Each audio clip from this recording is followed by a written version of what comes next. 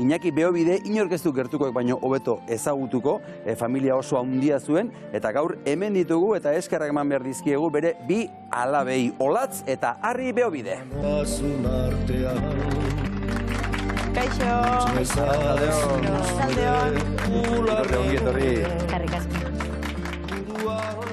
Hola, zer moduz zaudete etxean, zer moduz dago familia? Ondo. Eskertuta kaitari, bizitzan eman digun guztiagatik eta eriotzen momentu nere, goixo eta elegante jundalako, bai.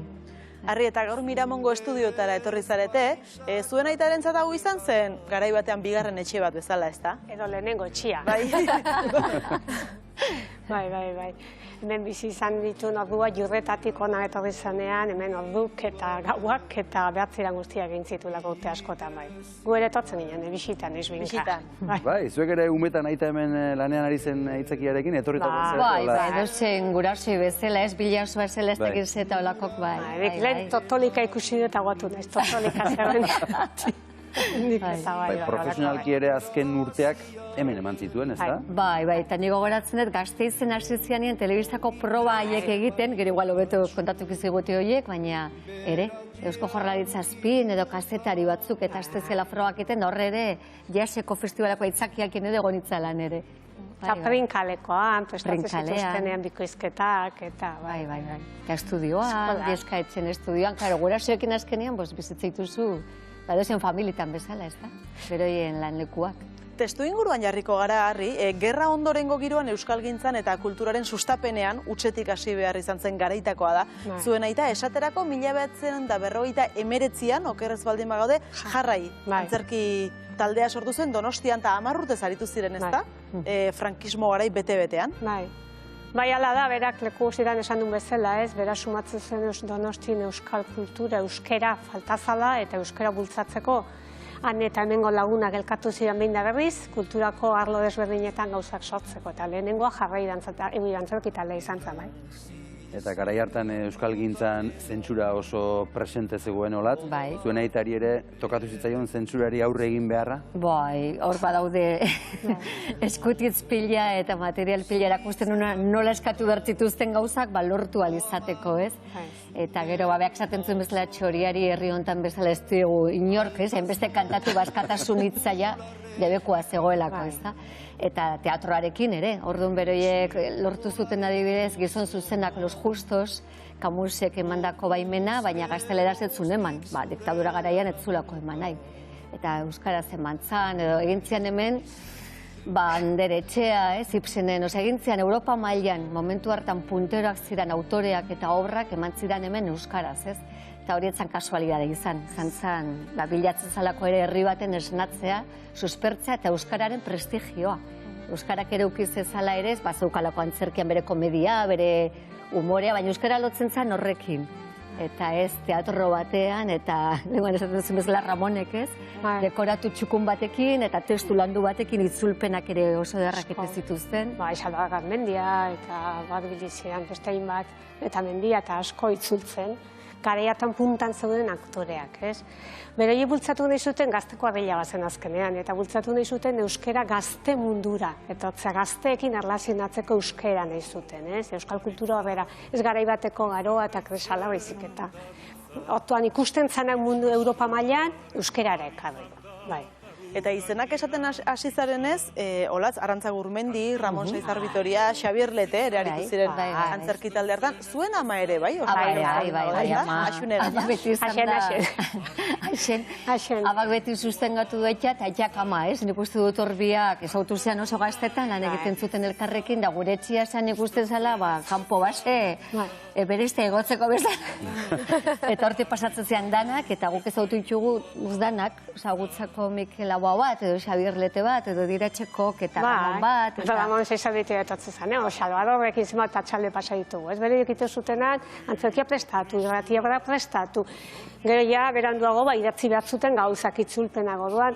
Nahi edo ez nahi kulturotan jaio egin gera eta ez ziren, bai. Eta ama kontatzen zuen egia da, ez egon gela txiki bat, gero horrein zuen, baina gela txiki bat, egizan beroien txokua, eta hori jaguk ezkenun ezautean ondo, baina irratiare egiten zuten. Irratirako euskaraz egoteko edukiak, Loiola Arrat eta Segurara bialtzeko grabatzen zuen zintan baten, pixka denetarik. Gertatzen zian gauzak fikzionatzen zituzten gaur egun itendian bezala, eta gero korreosen bialdu, astero egoteko zerbait euskaraz irratietan. Eta antzerki gintzatik liburu gintzara ere jauzi egin zuen, beste hainbat proiekturen artean. Ze ergiteratu zuten? Asko, ez da? Bueno, asko. Beroiek asmoa zaukatenak, pentsa, 60. hamarkadaz gaude. Orduan hasi ziren ikastolak ere, guk ikastoletako lehenengotako, musikoak, eta etzegoen ez da euskeraz.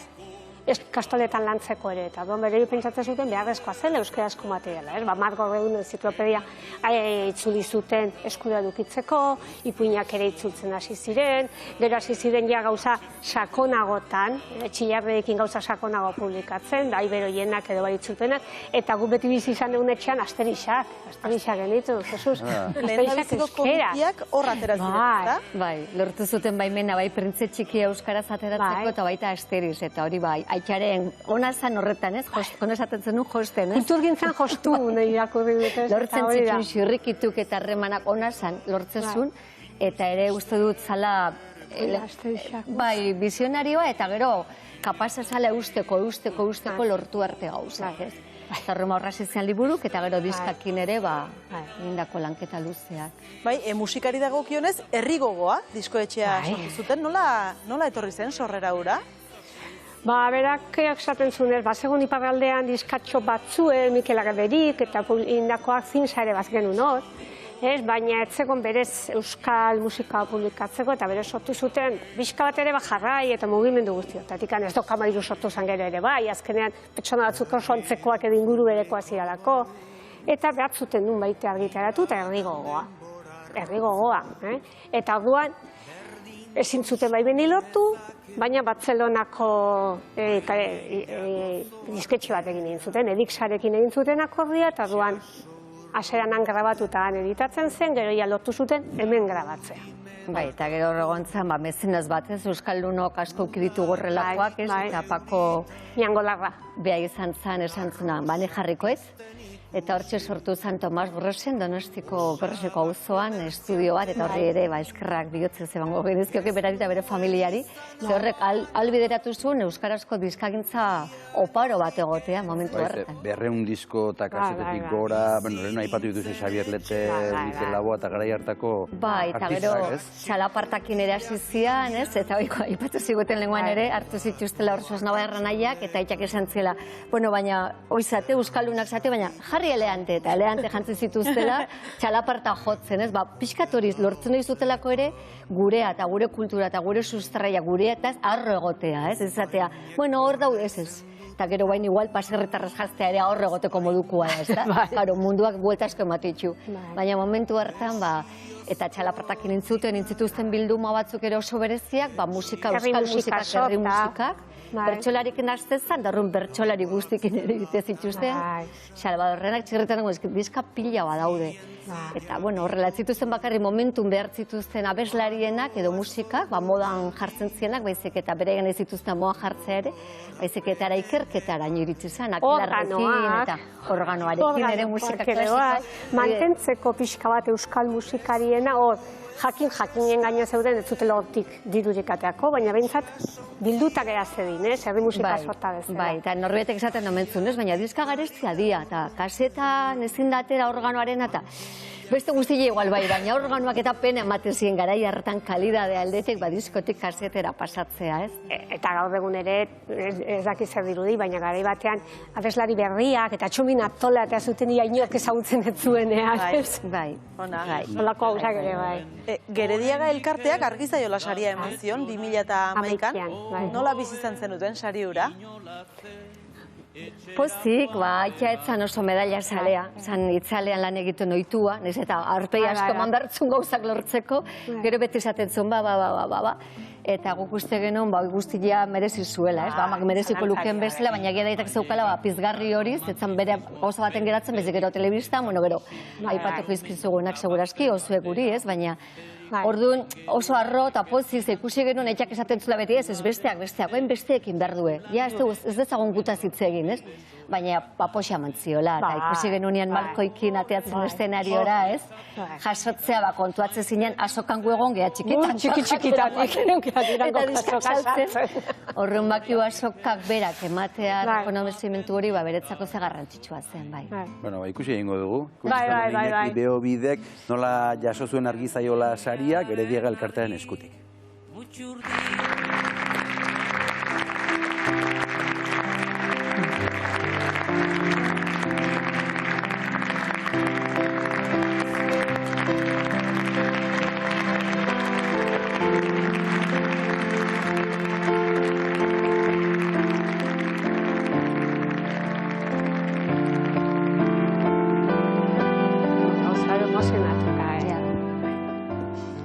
Unkituta, Ze unkituta zegoen Bai, bera, oso unkituta. Oso, bai. Bai, eta pasasun diskurso herria esaten, Xabier Gereño hori mandartziotela, ez dakin hori mandartziotela, dema guztin beti besteak, ez gu bakarrita egia da, bazeukatela talde kontzientzia hori beharra eta gogoa, ez, beti zian taldean, bai jarraien, bai gero eskulturan, bai pinturan, beti osatzen zituzten taldeak, ez, gauzei aurre egiteko, ez, auzolan hori artistikoki ere oso barneratua zeukan aitzak, ez, behartzalako, egia dalako, eta beak ala bizizuelako. Eta gaur niz, zue bioien zuten, gakasi galdera da, badago zerbait zuen aitak egin ez duena. Segurazki bai, eta segurazki denbora emango bagenio, eman izan bazitzaion, topatuko zituen beste xirrikitu batzuk, ez? Musikaria etzan. Adibidez, musikaria abestu bai. Eta horrek eragin dizue zuei ere, adibidez zuolatz interpretazio munduan zabiltzazentzako kontagioa izan da hori? Lehen aipatu dugu askotan, kulturan jaio ingera, kulturan hasi gera, orduan, ertze batetik bestetik, bera batea edo bestea, da daukagu, hori, kutsu hori, haundiena eta ezagunena berak, bueno, nahi txikia ere dantzaria da. Aiertek atzuk daka, ez, dantzataldea. Dantzatalde badauka. Anartzek beobidek, nera zaiak, hemen ditu urte mordoa soinu eta argi teknikari bezalta hor jarretzen du lanean, orduan, danok badako zerbait, eta gero ere, uste utzi digutela bideok, ez, ama biziri daut, amamen, ikustenengoa seguru, eta pizgarri bat, ez zerbait horta kulturarekik lotuta guri herriarekin. Satxelo xamarrak nahi gabere geha, dana. Ez, behar hori betzen da burain Europa mailan historia beste leku batzutatik. Badakagu zerbait, ez? Dolean sartu dizu. Bai, zalantzari gabe. Bai, horrek bai ematen zu pixka motor bat bizitzan, eta gauzak ikusteko irekitasun bat ere bai,